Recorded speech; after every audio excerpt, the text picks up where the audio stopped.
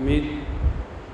ان اللہ وملائکتہ یصلون علی النبی یا ایھا الذین آمنوا صلوا علیہ وسلموا تسلیما اللہم صل علی محمد وعلی آل سیدنا محمد وسلم۔ قابل صد احترام صدر جلسہ و قابل صد احترام سجادہ نشین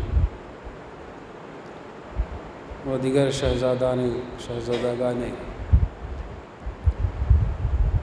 حضرت نور المشائخ رحمۃ اللہ علیہ و دیگر سامعین کرام، اللہ تعالیٰ قرآن مقدس میں ارشاد فرماتا ہے فاسألوا اہل الذکر ان کنتم لا تعلمون، کہ تم اگر کوئی چیز نہیں جانتے تو جو جانتے ہیں، جو علم رکھتے ہیں ان سے پوچھو۔ لہٰذا اللہ کے رسول صلی اللہ علیہ وسلم نے فرمایا اطلبوا العلم من المہد الی اللحد، کہ تم علم حاصل کرو ماں کی گود سے لے کر قبر کی گود تک، اور علم یا پھر ایسے معلومات، جانکاری جو بہت سارے چیزوں پر مشتمل ہے، اور ایک علم ظاہری ہے اور دوسرا باطنی علوم ہے۔ ظاہری علوم تو ہم ہر جگہ سیکھتے ہیں، بہت ساری چیزیں ہم کو ملتی ہیں، معلوم ہوتی ہیں، اس کے لیے مدرسہ ہے، مکتب ہے، اسکول ہے، کالج ہے، جامعات ہے، یہ تمام چیزوں سے ہم ظاہری علوم حاصل کرتے ہیں۔ اور اسی طرح نماز کس طرح پڑھی جائے، آیات کتنے ہوں، ضم سورہ پڑھنے سے یا نہ پڑھنے سے نماز ہوتی یا نہیں ہوتی، حج کے ارکان کیا ہے، وغیرہ وغیرہ، یہ ایک عام علم ہے جو ہر کوئی جانتا ہے، ہر کوئی اس کو سمجھتا ہے۔ اور بعض تو ایسے نکمے لوگ ہیں کہ ان ظاہری چیزوں کو بھی نہیں سمجھ پاتے، اور وہاں تک ان کی رسائی بھی نہیں ہوتی۔ ان کا مقصد کھانا کھانا، کپڑے پہننا، روزمرہ کی جو مصروفیات ہے اس کے اندر وہ اپنی زندگی گزارتے ہیں، اور اسی طرح بے بہرہ اس دنیا سے چلے جاتے ہیں۔ ان کی زندگیوں پر افسوس، نہ ظاہری علوم انہوں نے حاصل کیا اور نہ باطنی علوم انہوں نے حاصل کیا۔ اور ہم جس مقصد سے یہاں پر آئے ہیں، یہ ایک ایسا خاص علم ہے، ایک ایسا خاص مقصد ہے، ایک ایسی خاص جگہ ہے جن کو خانقاہ کہتے ہیں، کہ یہ بھی سیکھنے کی جگہ ہے، لیکن اس میں دو اور دو چار نہیں ہوتے۔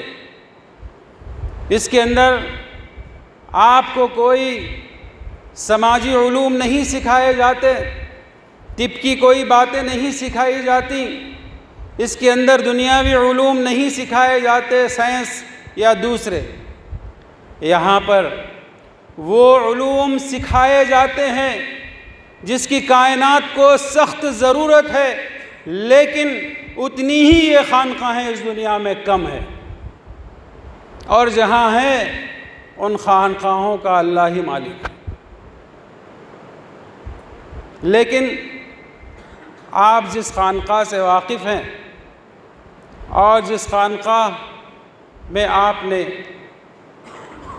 فی الوقت یہاں سے جو فیض آپ حاصل کر رہے ہیں یہ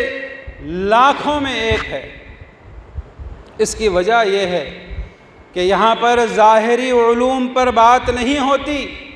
بلکہ باطنی علوم پر بات ہوتی ہے۔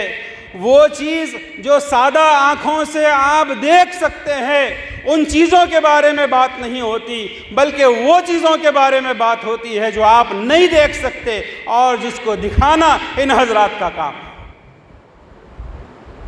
یہاں پر ان چیزوں کی بات ہوتی ہے، لہذا کہا گیا کہ عالم کی اگر صحبت میں بیٹھو تو آپ اپنی زبان کو کنٹرول میں رکھو، کیونکہ منہ سے اگر کچھ نکل گیا تو فتویٰ جاری ہوتا ہے۔ اگر ان جیسے اعلیٰ علوم کے رکھنے والوں کے سامنے اگر ہمارے دل میں بھی کوئی برائی پیدا ہوتی ہے تو اس کو وہ جان لیتے ہیں۔ اس لیے اللہ تبارک و تعالیٰ نے حضرت خضر علیہ السلام اور موسیٰ علیہ السلام کے واقعے کو رکھا ہے، جس میں کشتی میں سوراخ، بچے کا قتل، گرتی ہوئی دیوار کو اٹھانا، یہ ایسی علامتیں جس کے اوپر ایک نبی کو اعتراض ہوا تو انہوں نے کہا کہ اب تم میرے ساتھ نہیں رہ سکتے، کیونکہ بارہا تم کو روکنے کے باوجود تم نے اس کے اوپر اعتراض کیا، اور بار بار آپ ریکویسٹ کرتے رہے، التجا کرتے رہے کہ اگر اس کے بعد میں آپ سے کوئی سوال کروں تو آپ مجھے اپنی صحبت میں نہ رکھیں۔ لیکن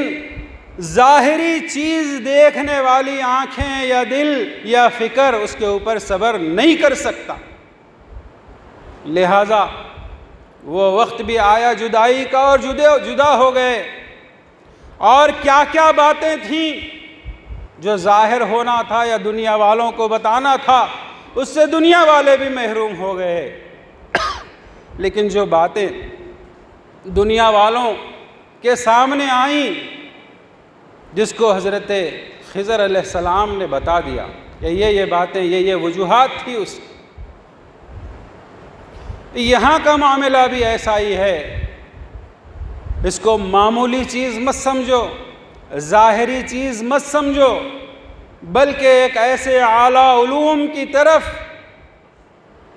ان لوگوں کی فکر ہوتی ہے یا ان کا سنوارنا ہوتا ہے کہ جو معمولی چیز نہیں ہے۔ اس لیے اللہ تعالیٰ نے قرآن مقدس میں نہ صرف ظاہری علوم کی طرف لوگوں کی رہبری فرمائی بلکہ باطنی علوم کے لیے خضر اور موسیٰ علیہ السلام کے واقعے کو بھی اللہ تعالیٰ نے بیان فرمایا۔ میں نے اشاروں میں جو بات آپ کو کہنی چاہی وہ میں